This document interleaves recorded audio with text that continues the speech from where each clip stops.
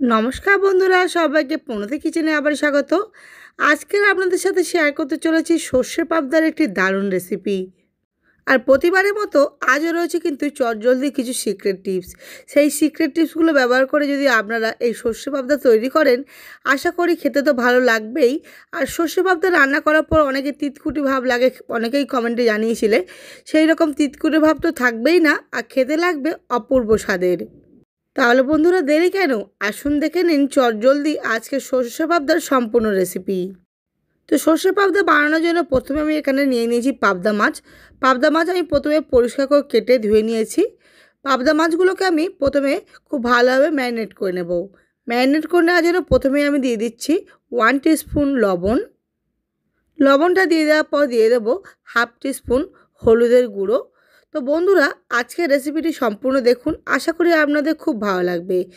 1 teaspoon লঙ্কার গুঁড়ো। তো লঙ্কা গুঁড়োটা আমি খুব সামান্য পরিমাণ দিচ্ছি। এবারে খুব সামান্য পরিমাণে এর মধ্যে সরিষার তেল ব্যবহার করব।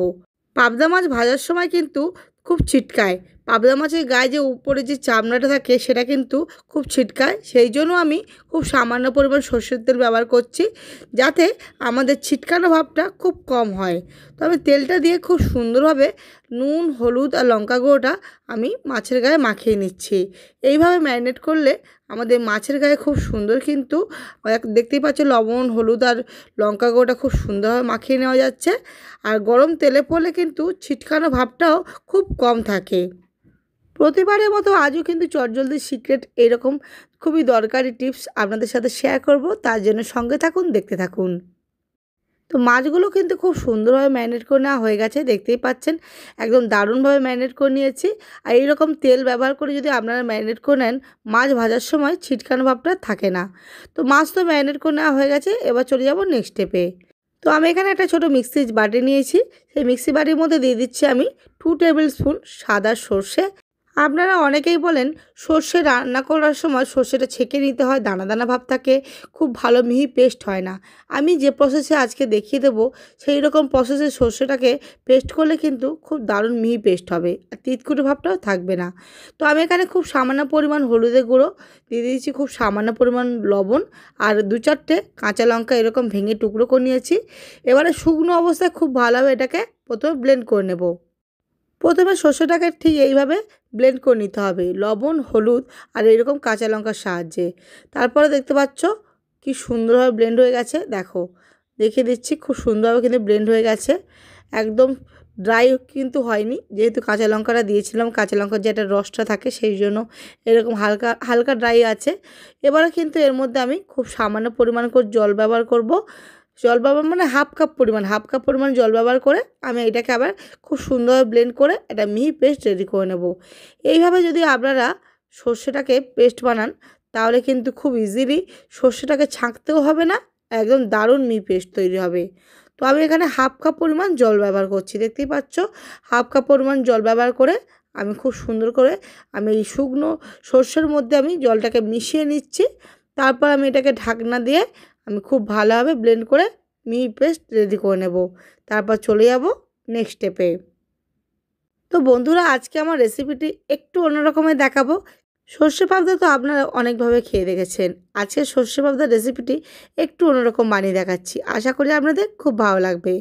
তো আমার সর্ষেটাকে খুব ভালোভাবে পেস্ট করে নেওয়া হয়ে গেছে, দেখতেই পাচ্ছেন একদম মিহি পেস্ট হয়ে গেছে, কোনো রকম কিন্তু ছাকার দরকারই হচ্ছে না। তো দেখো আমি তোমাদেরকে দেখিয়ে দিচ্ছি। তো আমি প্রথমে মিক্সার জারটাকে একটু জল দিয়ে ধুয়ে সেই জলটাকেও নিয়ে নিচ্ছি।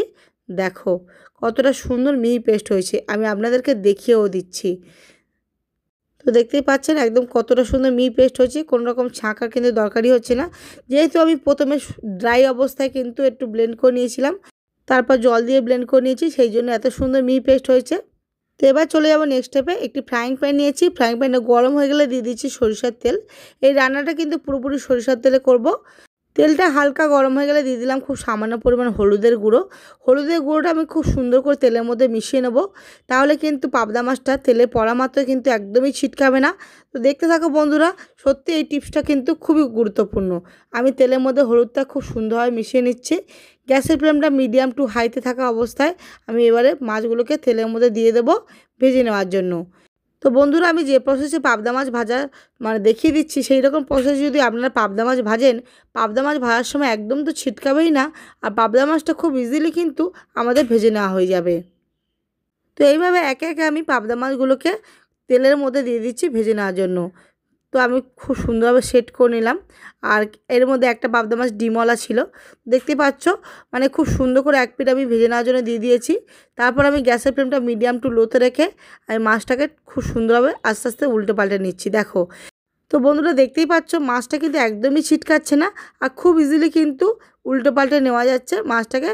তো এইভাবে কিন্তু আপনারা পাবদা মাছ খুব সহজেই একদম সুন্দর করে ভেজে নিতে পারেন। তারপর আমাদের ভেজে নেওয়া হয়ে গেলে গ্যাসের ফ্লেমটা বন্ধ করে দিয়ে হালকা ঠান্ডা করে নিয়ে মাছগুলোকে আমি একে একে তেল থেকে মানে ছেঁকে তুলে নেব। তো দেখো কি সুন্দরভাবে আমাদের পাবদা মাছগুলোকে ভেজে নেওয়া হয়ে গেছে। এবার একে একে আমি পাবদা মাছগুলোকে তেল থেকে ছেঁকে অন্য একটি পাত্রে তুলে নেব।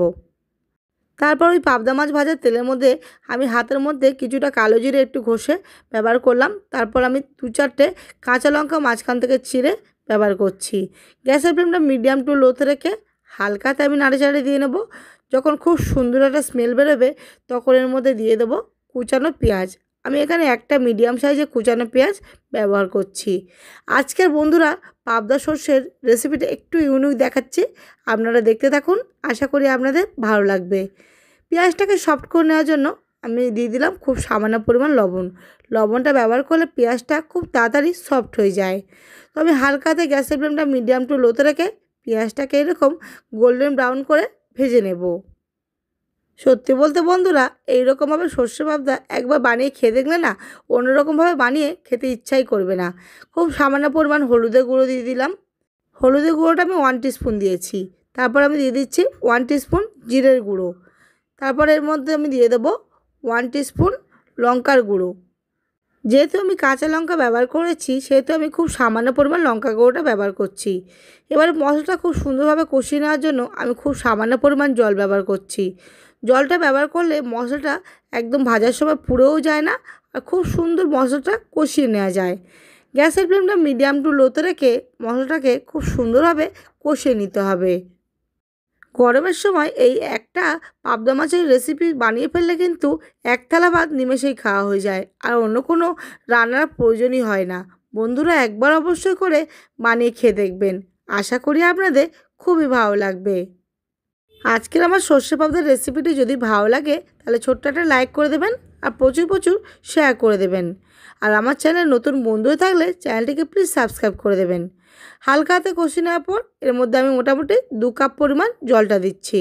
জলটা খুব ভালোভাবে আমি মশলার সাথে ঠিক এইভাবে মিশিয়ে নিচ্ছি।